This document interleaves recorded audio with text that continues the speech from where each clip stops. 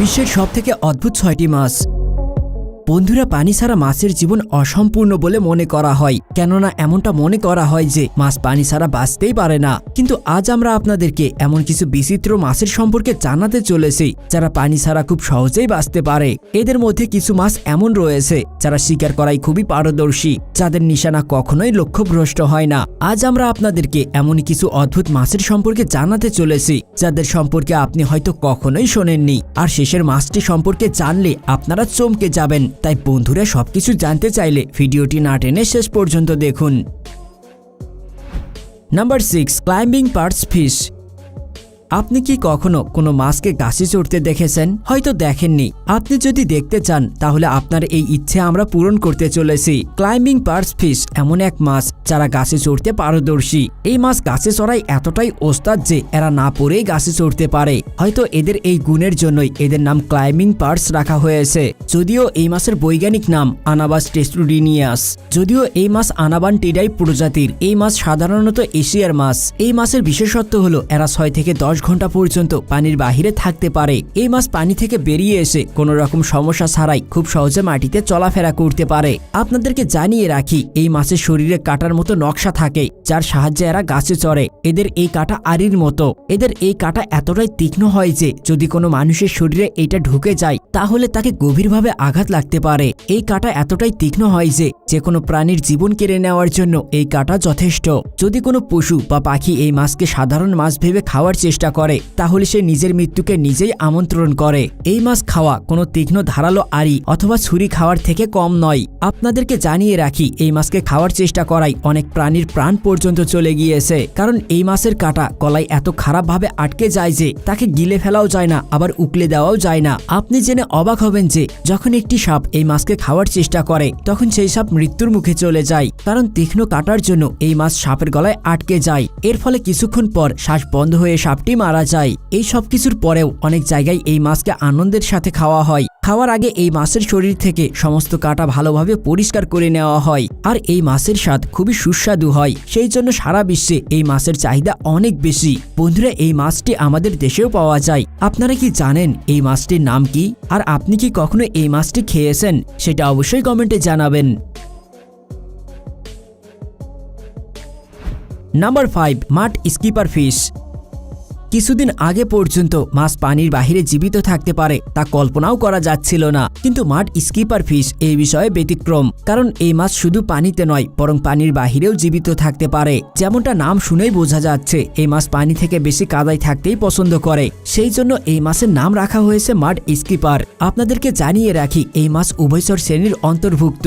এই মাছের বৈজ্ঞানিক নাম হচ্ছে অক্সিডার সিনাই। এই মাছ পানির বাহিরে এসে কয়েক ঘন্টা পর্যন্ত কাটাতে পারে। এরা ভিজে মাটিতে চলাফেরা করতে খুব ভালো করেই জানে। বন্ধুরা, এই মাছের আরো একটি বিশেষত্ব জেনে আপনারা অবাক হয়ে যাবেন, কারণ এই মাছ মানুষের মতো তাদের ঘর তৈরি করে। ঘর বানানোর জন্য এরা মাটি তাদের মুখের মধ্যে নিয়ে বাহিরে এসে উকলে দেয়। এইভাবে তারা সুড়ঙ্গ নির্মাণ করে। আমাদের জন্য এটা খুবই সাধারণ এবং সামান্য সুড়ঙ্গ হতে পারে, কিন্তু মাড স্কিপারের জন্য এটা কোনো বিশাল মহলের থেকে কম নয়। আপনাদেরকে জানিয়ে রাখি, অন্যান্য মাছেদের থেকে এদের শারীরিক গঠন কিছুটা আলাদা।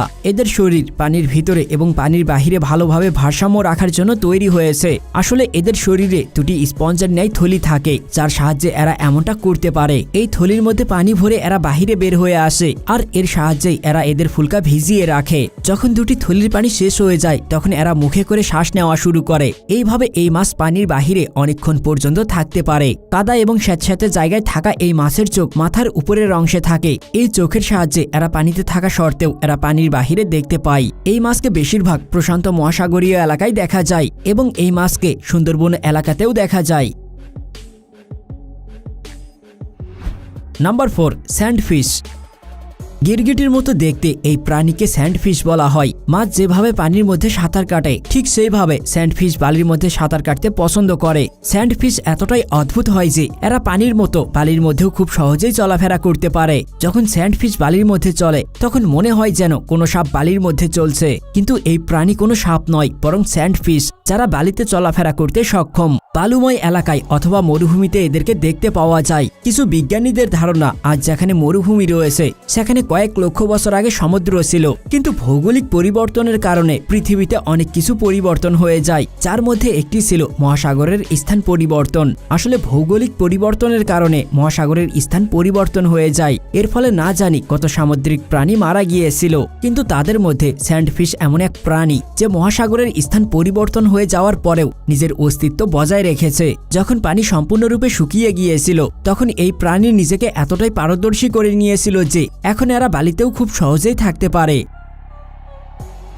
Number 3, wels catfish. এখন আমরা আপনাদের সাথে এমন এক মাছের পরিচয় করাতে চলেছি যেটা পানিতে থাকলেও সে তার ক্ষুধা নিবারণের জন্য পানির বাহিরে বের হয়ে আসে। এই মাছ ওয়েলস ক্যাটফিশ নামে পরিচিত। এই মাছ খুবই সুদক্ষ শিকারী। এটা মাছ হলেও এর শিকার করার কৌশল কিছুটা কুমিরের মতো।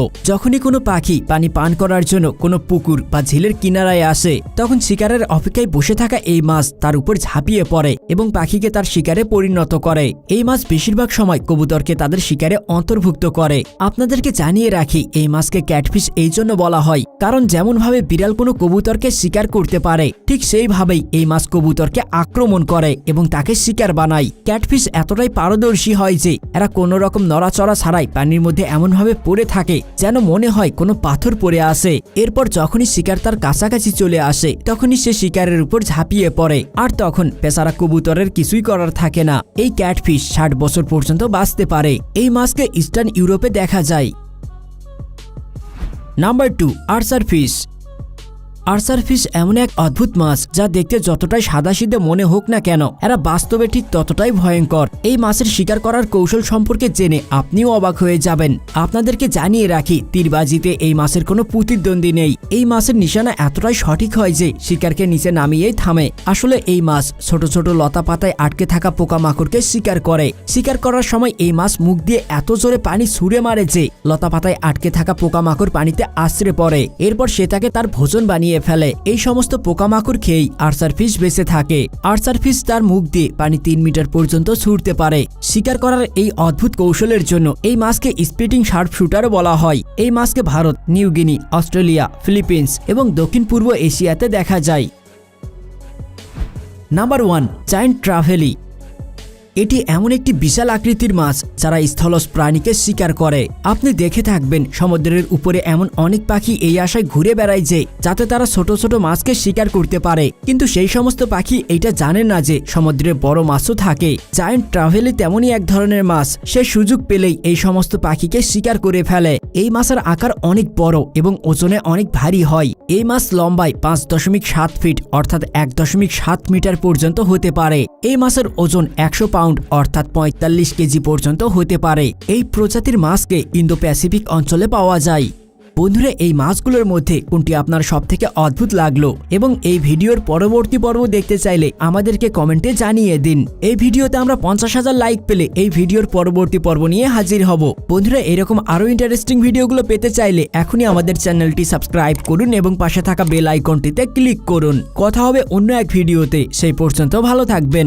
ধন্যবাদ।